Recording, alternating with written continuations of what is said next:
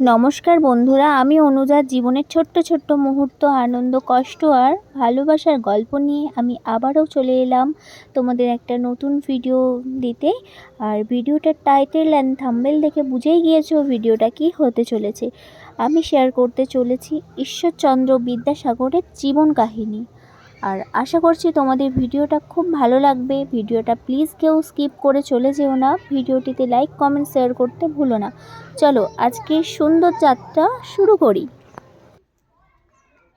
প্রথমেই বলি, পণ্ডিত ঈশ্বরচন্দ্র বিদ্যাসাগর ছিলেন ঊনবিংশ শতাব্দীর বাংলার অন্যতম শ্রেষ্ঠ সমাজ সংস্কার, শিক্ষাবিদ ও মানবতাবাদী ব্যক্তি। তার অবদান অসাধারণ। তার অবদান শুধু শিক্ষাক্ষেত্রেই নয়, সমাজ সংস্কারেও অসাধারণ।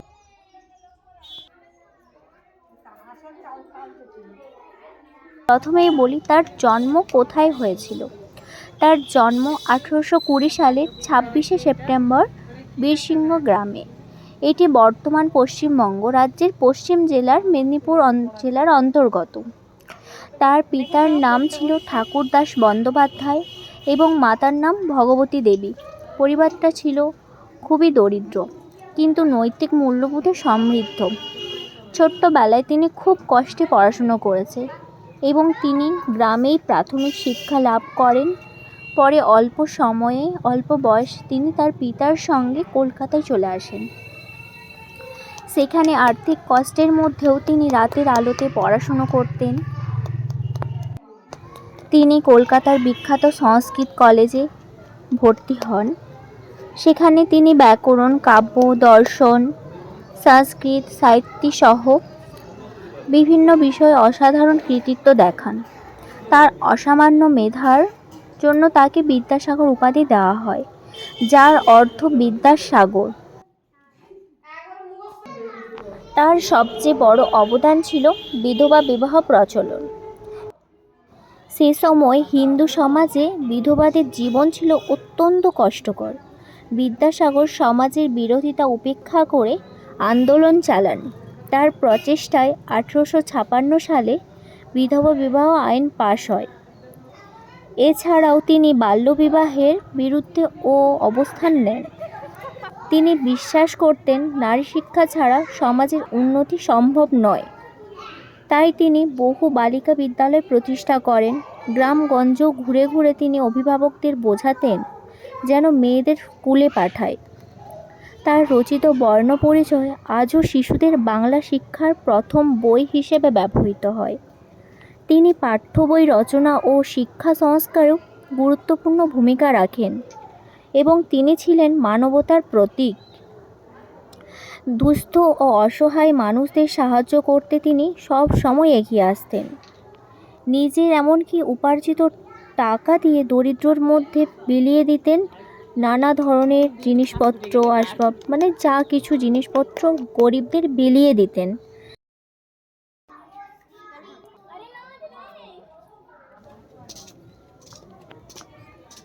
এজন্য তাকে অনেকে দয়ার সাগর বলেও অভিহিত করতেন।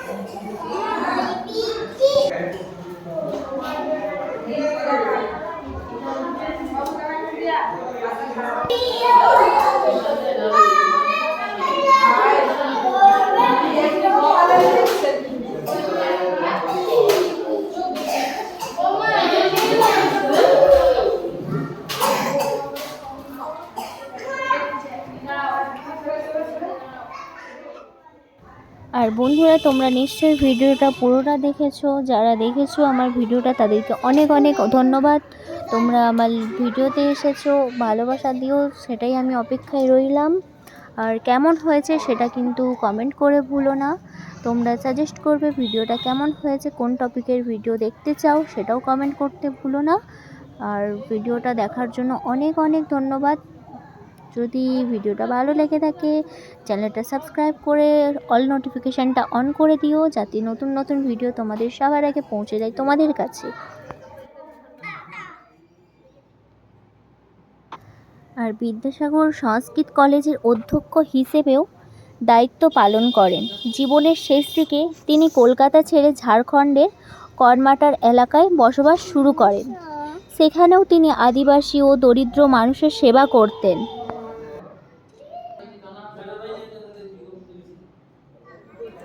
হ্যাঁ হ্যাঁ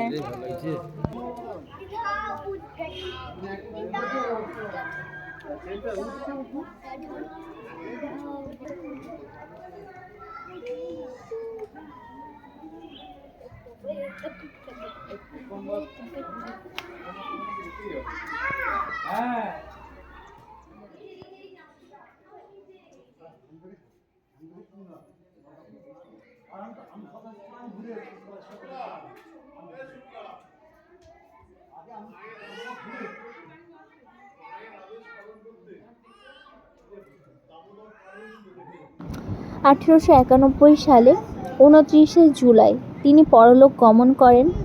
সত্যি তিনি ছিলেন এক মহান মানুষ। তার জীবন আমাদের শেখায় মানবতার সাহস এবং শিক্ষার আলো দিয়ে সমাজকে বদলে দেওয়া সম্ভব। আর তার আদর্শ অনুসরণ করেই তাকে সত্যিকার অর্থে স্মরণ করা যায়।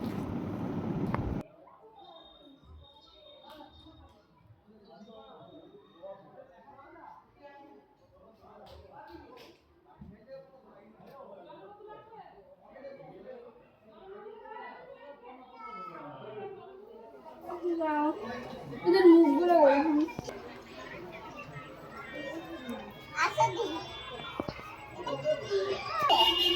কি সুন্দর লাগছে। আরে আরে ভেতরে ঢুকতে নেই, ভেতরে ঢুকতে নেই। তাদের বিদ্যাসাগরের এগুলো স্টুডেন্ট। ওই দিকটা একদম মন দিয়ে পড়ে।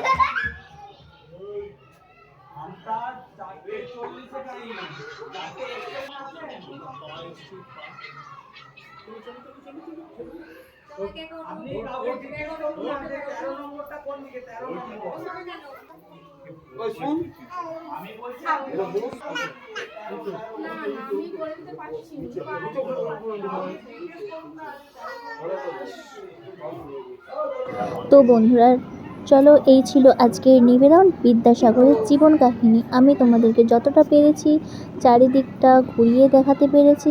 আর প্রত্যেকটা পার্টে পার্টে তোমাদেরকে নিশ্চয়ই ভিডিওতে দেখিয়েছি বিদ্যাসাগর কী করতো, কোথায়, মানে যা কিছু সব কিছু তোমাদের দেখালাম। কেমন লাগছে ভিডিওটা প্লিজ কমেন্ট করে জানিও। আর দেখা হচ্ছে নেক্সট ভিডিওতে। ততক্ষণ সবাই ভালো থেকো, সুস্থ থেকো। ভিডিওটা যদি তোমাদের একটু হেল্পফুল হয়ে থাকে কমেন্ট করতে ভুলো না। তো তোমরা এতটা টাইম নিয়ে আমার ফুল ভিডিও দেখার জন্য তোমাদেরকে অনেক অনেক ভালোবাসা, অনেক অনেক ধন্যবাদ। তোমরা ভালো থেকো, সুস্থ থেকো। দেখা হচ্ছে নেক্সট ভিডিওতে। টাটা।